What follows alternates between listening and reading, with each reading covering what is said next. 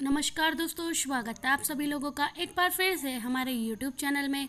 दोस्तों, आज के इस वीडियो में हम आपको बताएंगे देव उठनी एकादशी पर एक चीज़ जरूर खा लेना, माता लक्ष्मी दौड़ी चली आएंगी आपके घर। दोस्तों, देव उठनी एकादशी पर 5 गलती कभी मत करना, यह चीज़ कभी मत खाना, व्रत टूट जाता है। 3 गलती नहीं करना चाहिए। देव उठनी एकादशी पर क्या खाएं क्या ना खाएं, तुलसी पूजा कैसे करें, तुलसी तोड़ें या नहीं, व्रत का पारण कब है, व्रत में क्या करें और क्या नहीं। दोस्तों, आज हम आपको देव उठनी एकादशी से संबंधित पूर्ण जानकारी बताएंगे। हिंदू पंचांग के अनुसार कार्तिक महीने के शुक्ल पक्ष की एकादशी को देव उठनी एकादशी के नाम से जानते हैं। इसे कई जगह देव उठन एकादशी भी कहते हैं। यह 2024 में इस वर्ष 12 नवंबर को देव उठनी एकादशी का व्रत रखा जाएगा और इस दिन भगवान श्री हरि विष्णु जी की हम सब पूजा अर्चना करते हैं। और धार्मिक मान्यता है कि एकादशी तिथि को सच्ची श्रद्धा और भक्तिभाव से भगवान विष्णु की पूजा करने से, उपासना करने से व्यक्ति की सभी प्रकार की मनोकामना पूर्ण होती हैं। सनातन धर्म ने निहित की देव उठनी एकादशी को भगवान विष्णु जी अपनी योग निद्रा से जागृत होते हैं, अर्थात योग निद्रा से जागते हैं और इसे पूर्ण 4 अर्थात महीने चतुर्मास के दिन होते हैं। भगवान विष्णु क्षीर सागर में सोते हैं और यह भी कहा जाता है कि इस दौरान जैसे कि भगवान विष्णु जी देवशयनी एकादशी के दिन सोते हैं, 4 महीने तक कोई भी मंगलिक कार्य नहीं किए जाते हैं। 4 महीने तक जो सृष्टि के कार्य पार होते हैं भगवान शंकर से संभालने का काम करते हैं, लेकिन देव उठनी एकादशी के बाद सभी मंगलिक कार्य शुरू हो जाते हैं। भगवान विष्णु जी योग निद्रा से उठ जाते हैं। देव उठनी एकादशी से जैसे कि शादी सगाई है, जितने भी मंगलिक कार्य हैं, यह सब शुभ शुभ आरंभ होते हैं। आसान शब्दों में कहा जाए तो मंगलिक कार्य जितने भी होते हैं देव उठनी एकादशी से शुरू हो जाते हैं। तो आज की हमारी वीडियो का विषय है बहुत ही सुंदर है। आज मैं आप लोगों को एकादशी से संबंधित संपूर्ण जानकारी बताऊंगी। साथ ही इस वीडियो में मैं आप लोगों को बताऊंगी कि देव उठनी एकादशी के दिन हमें क्या करना चाहिए जिससे हमारी आध्यात्मिक उन्नति हो, साथ ही हमारे मोक्ष की प्राप्ति हो। मृत्यु के बाद व्यक्ति को मोक्ष ही चाहिए। इस वीडियो में आप लोगों को बताऊंगी कि देव उठनी एकादशी के दिन तुलसी मैया को कौन सी चीज़ चढ़ानी चाहिए। 24 घंटे के भीतर ही हमारी मनोकामना पूर्ण हो जाएगी, तो यह वीडियो ध्यान से देखिएगा। आइए इस वीडियो में जानते हैं कि देव उठनी एकादशी की तिथि। इससे पहले अगर अभी तक हमारे चैनल को सब्सक्राइब नहीं किया है तो चैनल को जाकर सब्सक्राइब करिएगा, बेल आइकन को जरूर दबाइएगा। अगर आप माता तुलसी की कृपा प्राप्त करना चाहते हैं तो सच्चे हृदय से कमेंट बॉक्स में जय माता तुलसी, तुलसी माता आपकी हर इच्छा अवश्य पूरा करेंगी। माँ तुलसी के लिए एक लाइक तो बनता है। दोस्तों, देव उठनी एकादशी की तिथि, देव उठनी एकादशी तिथि 2024 कार्तिक माह में आने वाली शुक्ल पक्ष की एकादशी तिथि की शुरुआत 11 नवंबर को शाम 6:46 से होगी। इस तिथि का समापन अगले दिन 12 नवंबर को दोपहर के बाद 4 बजे के बाद पर होगा।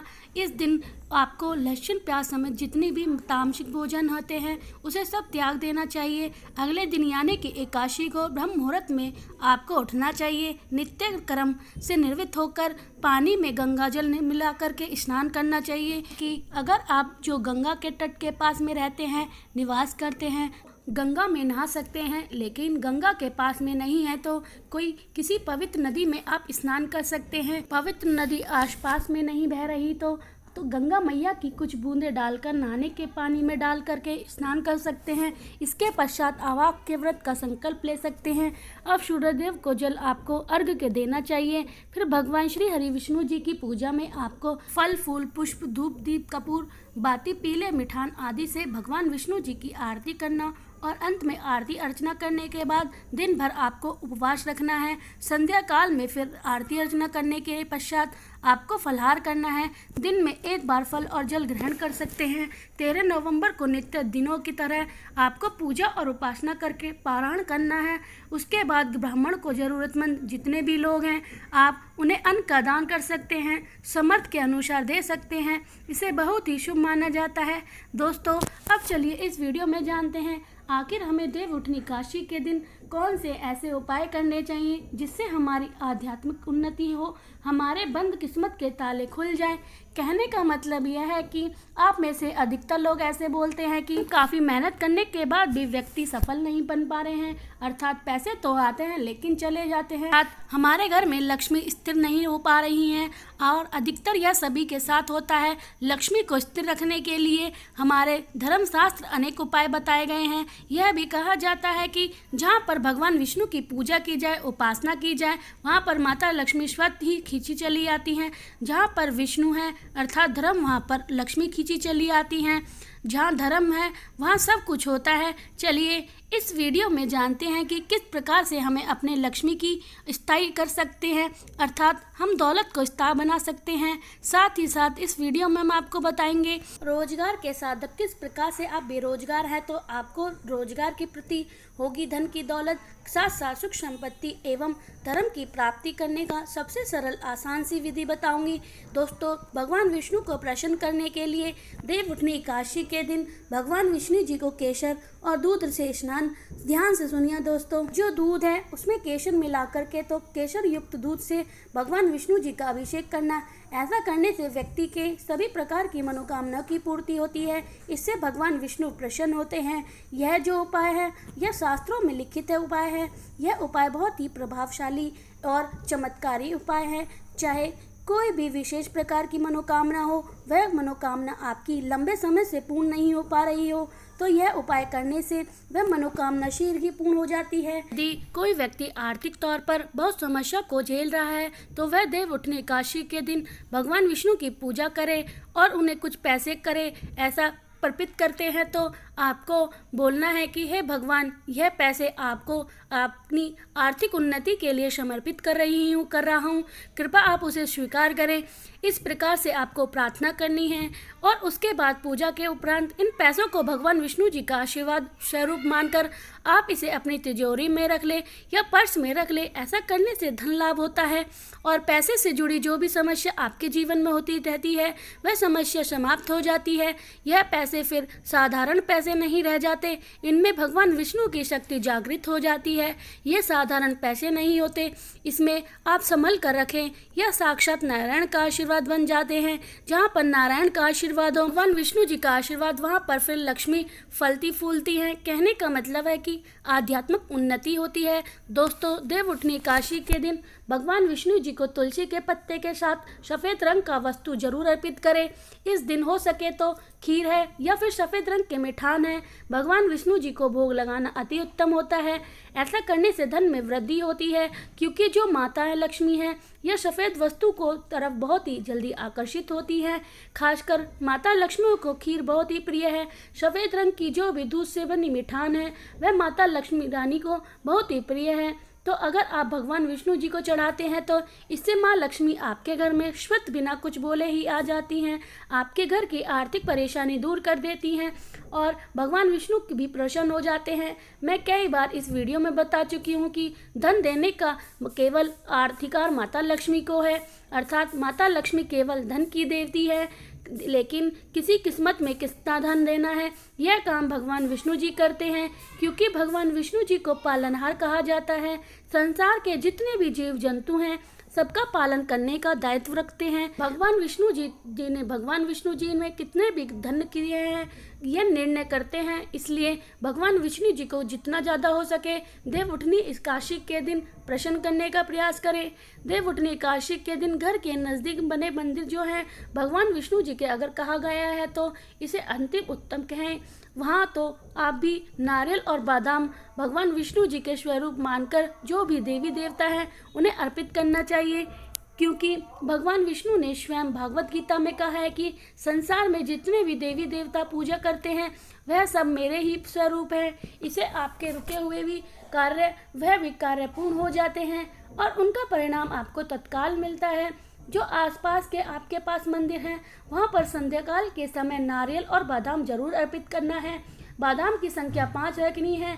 साथ ही इस वीडियो में जानते हैं कि देवउठनी एकादशी पर 9 बातों का विशेष रूप से आपको ध्यान रखना चाहिए, आप सफल हो जाएंगे। सफलता प्राप्त करने के लिए कौन से ऐसी 9 विशेष रूप हैं, जानकारी है और उपाय हैं, जानने के लिए तो देव उठनी एकादशी पर तुलसी विवाह अगर आप कराते हैं तो तथा अगर विष्णु जी की आप पूजा करते हैं तो विशेष रूप से कुछ आपको सावधानी रखनी चाहिए, या फिर आप हो सके तो यह उपाय जरूर करना, यह सावधानी जरूर बरतना। जो तुलसी के पौधे चारों तरफ आपको स्वतंत्र जरूर बनाना चाहिए, फिर तोहरा जरूर सजाना चाहिए, रंगोली से अष्टदल कमल जरूर बनाना चाहिए, शंख चक्र और गाय के पैरों से यह 3 चीज जरूर बनानी चाहिए।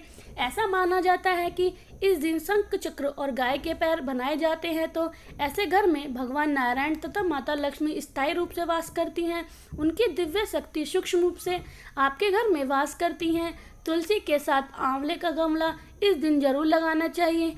तुलसी के साथ आंवले की भी पूजा जरूर करनी चाहिए। आंवले को भगवान विष्णु को भी अर्पित अर्थात नारायण जी के स्वरूप माना जाता है और तुलसी माता को लक्ष्मी नारायण का स्वरूप कहा गया है। जिस प्रकार नारायण के बिना तुलसी अधूरी है, उसी प्रकार तुलसी के बिना नारायण भी अधूरे हैं।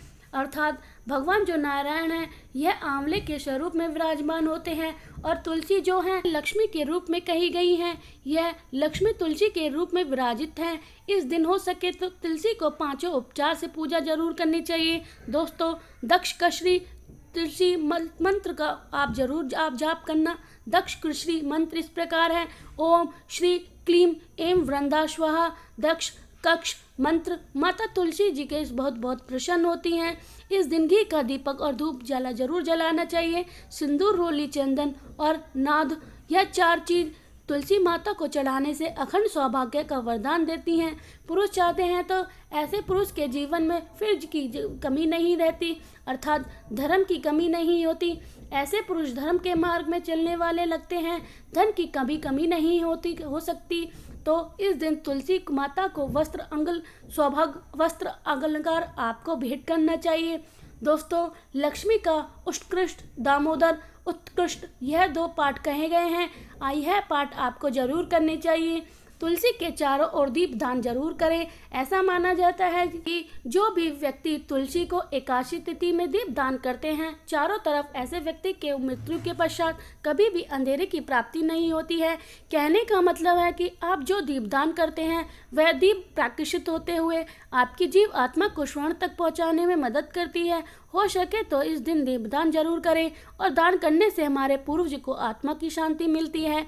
जो हमारे पूर्वज किसी साधारण वंश नरक भोग रहे हैं, किसी कारणवश उन्हें स्वर्ग की प्राप्ति नहीं हो रही है, तो दीपदान करने से उन्हें स्वर्ण की प्राप्ति हो जाती है। दोस्तों, एकादशी के दिन भगवान विष्णु को तुलसी जरूर चढ़ाएं। ऐसा माना जाता है कि इस दिन तुलसी का पत्ता चढ़ाने से 1000 कर बराबर की प्राप्ति होती है। भगवान नारायण को इस दिन केवल 1 तुलसी का पत्ता चढ़ाने से 100,000 गोदान के बराबर धन की प्राप्ति होती है। लेकिन आज के दिन जान लीजिए, अर्थात इस दिन देव उठनी एकादशी के दिन गलती से भी तुलसी का पत्ता नहीं तोड़ना जाता, जो कि पत्ते को आपको पहले से ही तोड़ कर रखना है। जिन दाम्पत्य की यह संतान न हो तो उसे व्यक्ति तुलसी नमस्त पाठ करे, इससे संतान की प्राप्ति होती है। तुलसी पाठ से शीघ्र जिनका विवाह नहीं हो पा रहा तो उनका शीघ्र विवाह हो जाता है। बल्कि जो व्यक्ति बिछड़न हो चुके हैं, जिनका कोई कोर्ट कचहरी के मामले में कोई बड़ा केस अगर चलता है तो वह भी समस्या दूर हो जाती है। दोस्तों, नए घर में तुलसी का पौधा इस दिन लगाने से श्री हरि विष्णु बहुत ही प्रसन्न होते हैं और ऐसे घर में सभी प्रकार की मंगलकारी चीज प्रदान करते हैं। नौकरी पाने के लिए, कारोबार में तरक्की के, या फिर हो सके तो उन्हें अपने जीवन में उन्नति के लिए तुलसी के पौधे पीले कपड़े बांधकर ऑफिस या दुकान में आसपास जरूर रखें। इससे आपको नौकरी में, कारोबार में प्रमोशन मिलेगा, आपको हर कार्य में तरक्की मिलेगी। आप अपने घर में यह कार्य कर सकते हैं। हृदय से कमेंट बॉक्स में लिखना ना भूलिए। जय श्री हरि विष्णु, जय श्री माता लक्ष्मी, जय तुलसी माता देव उठनी एकादशी की हार्दिक शुभकामनाएं। बोलो लक्ष्मी माता की जय।